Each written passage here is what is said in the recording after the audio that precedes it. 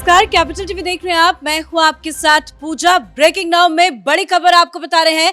भारत पाकिस्तान तनाव के बीच पीएम मोदी लगातार हाई लेवल मीटिंग कर रही है और आज एक बार फिर से पीएम मोदी ने अजीत डोभाल के साथ मुलाकात की है। कल पीएमओ में ताबड़तोड़ कई मीटिंग्स पीएम मोदी ने की थी और आज की बड़ी खबर और ताजा अपडेट ये सामने आ रही है कि पीएम आवास में प्रधानमंत्री नरेंद्र मोदी ने एनएसए अजीत डोभाल से मुलाकात की है। ये मुलाकात कहीं ना कहीं ये इशारा कर रहा है कि भारत की तैयारी पूरी है। इसी बीच यूएनएससी से पाकिस्तान को लताड़ भी लगा है। यूएनएससी पहुंचा था पाकिस्तान, क्लोज डोर मीटिंग्स का आह्वान किया गया था, लेकिन पाकिस्तान को वहां से भी करारा तमाचा पड़ा है।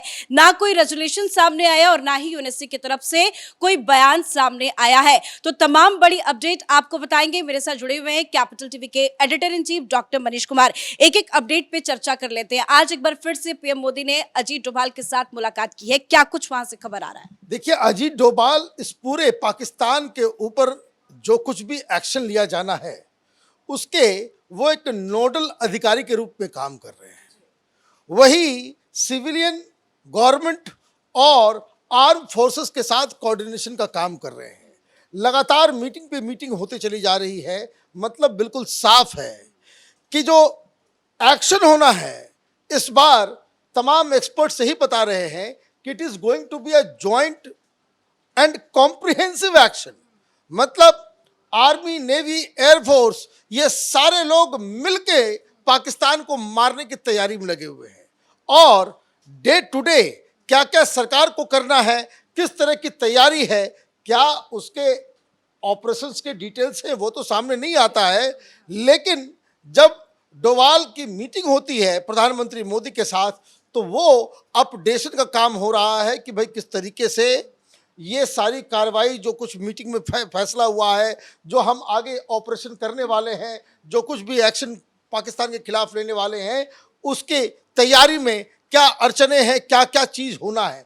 तो ये मुझे लग रहा है कि जितनी ज़्यादा मीटिंग जितने कम अंतराल पे हो रही है, इसका मतलब है डी डे जो है वो उतना नज़दीक आ रहा है। और मैं आपको बता दूं कि होम सेक्रेटरी से भी आज शाम 6 बजे प्रधानमंत्री मिलने वाले हैं, क्योंकि पूरे देश में कल ड्रिल होना है, कैसे ब्लैकआउट होना है, कैसे सायरन बजनी है और देश में वो कौन कौन से 240 डिस्ट्रिक्ट्स हैं जो पाकिस्तान के जद में आ सकते हैं। जद में आने का मतलब जिनके ऊपर खतरा हो सकता है, वहाँ सायरन बजना आम लोगों को किसी भी हवाई हमले के लिए उस दौरान क्या करना है, नहीं करना है, उसकी ड्रिल होने वाली है।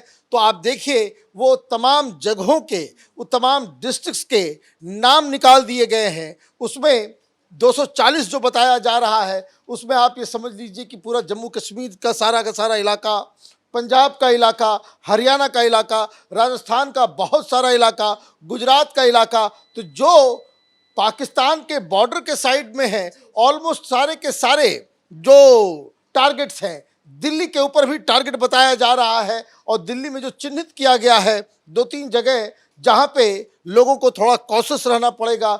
जब कभी भी सायरन बजता है तो जो कोई भी जो इंस्ट्रक्शंस दिए गए हैं उसको फॉलो करने की आवश्यकता है। दिल्ली कैंट जो है वो टारगेट हो सकता है।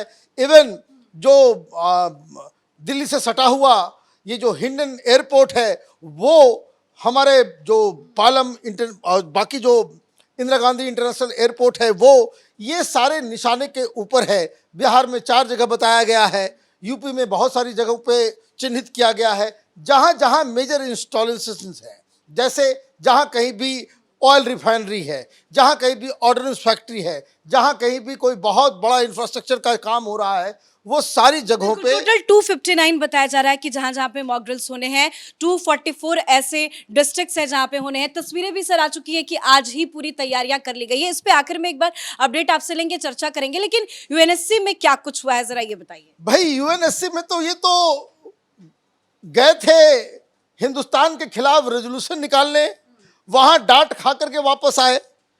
क्या हुआ यूएनएससी में आप ये समझिए, इतना बवाल मच रहा था। और यहाँ भी बहुत सारे, कल हमने जो वीडियो बनाया था, कल मैंने कहा था कि बहुत सारे ज्ञानी पैदा हो गए देश के अंदर में, जो बोल रहे थे कि ओ माय गॉड, वो यूएनएससी चला गया, सिक्योरिटी काउंसिल चला गया, हिंदुस्तान को थोड़ा सतर्क रहना पड़ेगा, ये ब्रावाडो ठीक नहीं है, हमें जो है संयम बरतने। ये हिंदुस्तान में ये कायरों की एक टोली है, ये कांग्रेस इकोसिस्टम की, जो रिवर में पानी कैसे बंद होगा तो नहीं बंद हो सकता है, इंजीनियर बन जाते हैं, तो कभी जो है सोशल साइंटिस्ट बन जाते हैं, और 2 दिन से वो फॉरेन पॉलिसी के एक्सपर्ट बने हुए थे। क्या हुआ? ये 2 दिन से हम लोग कहते आ रहे हैं कैपिटल टीवी में, वहां कुछ नहीं होने वाला है, वो डिबेटिंग क्लब है।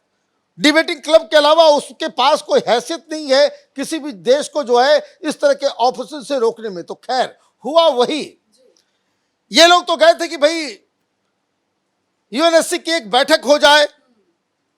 कहां बैठक हुई?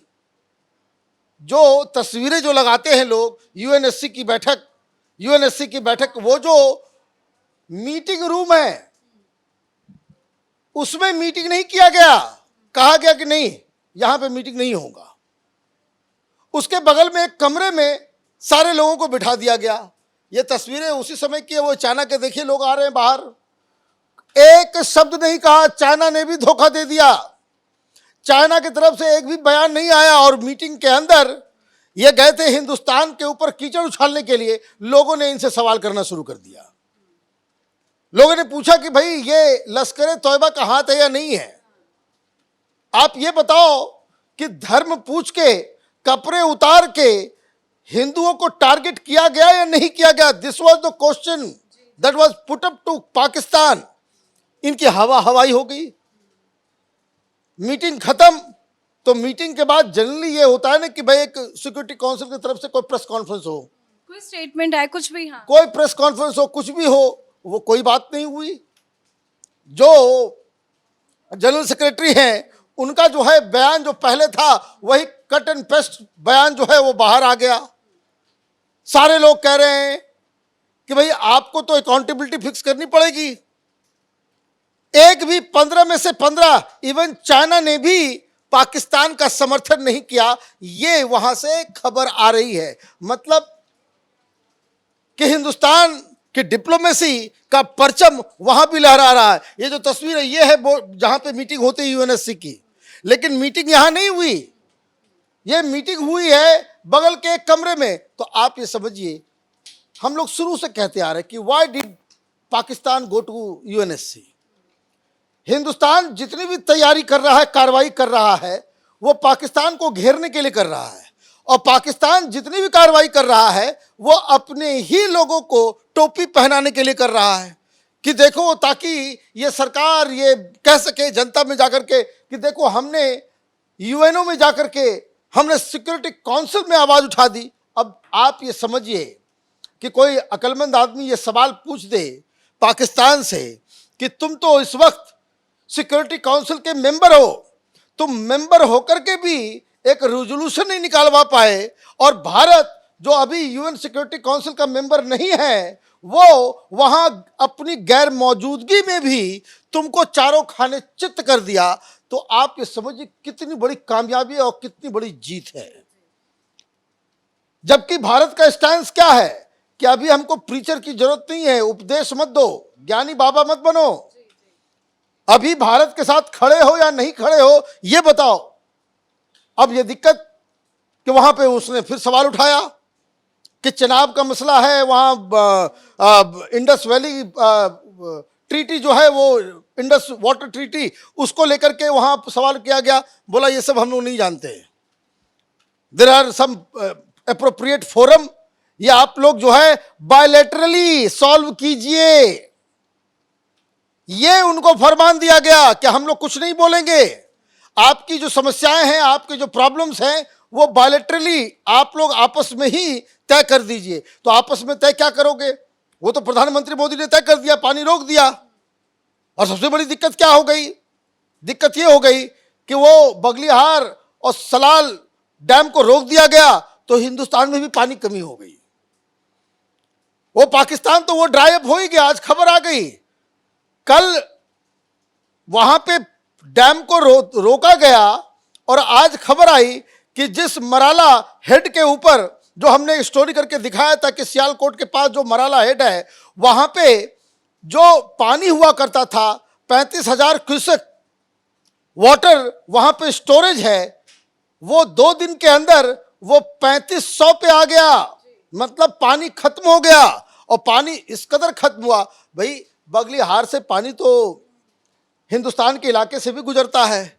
तो वाटर क्राइसिस चेनाब का वो हिस्सा जो भारत के इसमें है वहां भी होने लग गया। तो आज सवेरे बताया गया कि एक छोटा सा गेट खोला गया है कि हिंदुस्तान में पानी की कमी ना हो, इसलिए पानी जो है वो खोला गया है। तो अभी वहां का जो एस्टिमेशन है, जो बताया जा रहा है कि सिर्फ और सिर्फ कल की कार्रवाई से 21% जो अभी वहां पे जो खेत होने वाला, वहां पे जो अभी लगने वाला है, अभी तो गेहूं कट के निकला है, अभी जो वहां पे फसल जो खड़ी है उसमें पानी की बहुत बड़ी किल्लत जो है ऑलरेडी शुरू हो गई है। तो मुझे लगता है कि पाकिस्तान को प्रधानमंत्री ने ये सोच लिया है कि गोला बारूद से पहले ही भूखे ऐसा मार दो, ऐसा इसको जलील करो, ऐसे जो कहते तिल तिल तड़पा के पाकिस्तान को खत्म करने की योजना प्रधानमंत्री ने बनाई है, और इसमें भारत कामयाब हो रहा है। सर एक बार मॉक ड्रिल पे भी आते हैं। जो गृह मंत्रालय की तरफ से आदेश दिया गया है कल शाम को मॉक ड्रिल होना है, इसकी जरूरत क्यों पड़ी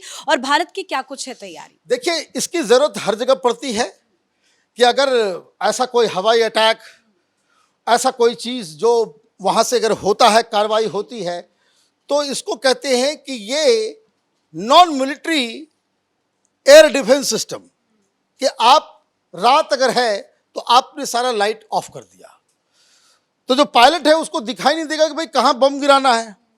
आप लाइट जगमग करते रहोगे, उसको मालूम चल जाएगा कि ये किधर नॉन पॉपुलेटेड इलाका है और ये शहर है। जितनी बिजली दिखाई देगी, जितना रोशनी दिखाई देगा, उसको ये लगेगा उतना बड़ा शहर है, तो वो टारगेट में आ जाएगा। आप क्या कर रहे हो ऐसे? आप ऐसे में आप ये कह रहे हो कि आप एक डाइवर्सन दे रहे हो दुश्मन के पायलट्स को।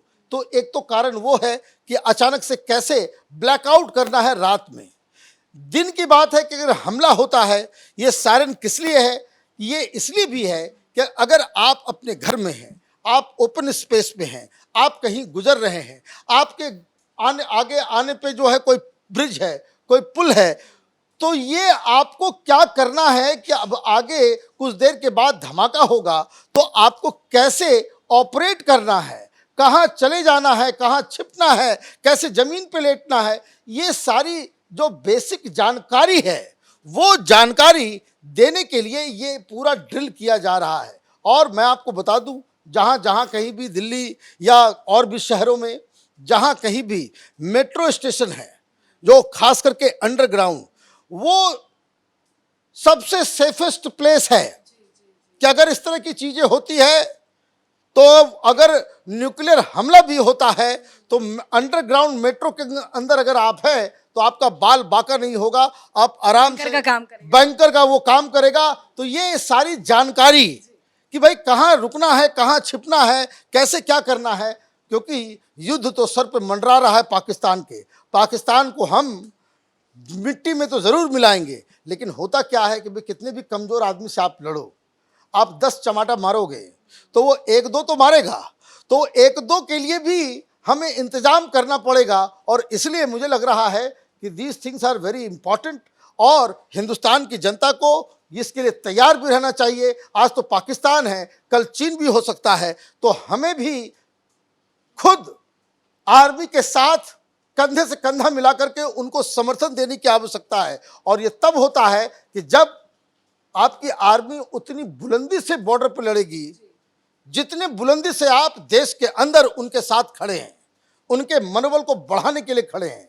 वो कौम कभी नहीं जीतती जिसकी आर्मी तो बहादुर होती है, लेकिन कौम उसको दगा दे दे, उसके ऊपर छीटाकसी करे, उसके मोरल को डाउन करे, तो वो आर्मी बैटलफील्ड में जाकर के नहीं लड़ सकती है। तो ये सारी कार्रवाई जो हो रही है, मुझे लग रहा है कि बिल्कुल होना ही चाहिए, और सारे लोगों को, देश की जनता को इसमें पार्टिसिपेट भी करना चाहिए, और वक्त आने पे खुद फॉलो करना और आसपास के लोगों को उसको फॉलो कराना, कि ताकि एक जो हमारा सेना, हमारे सैनिक वो जो बॉर्डर पे लड़ रहे हैं, उनका मनोबल बिल्कुल चट्टान की तरह, हिमालय पर्वत की तरह अडिग रहे। धन्यवाद सर अपडेट के लिए। और हमें हमारी सेना पर पूरा भरोसा है और सरकार भी भारत की जनता को तैयार कर रही है। कल एक बड़ा मॉक ड्रिल होना है जिसको लेकर तैयारियां की जा रही हैं, तैयारियां पूरी हो चुकी है। कल शाम को ये मॉक ड्रिल होगा।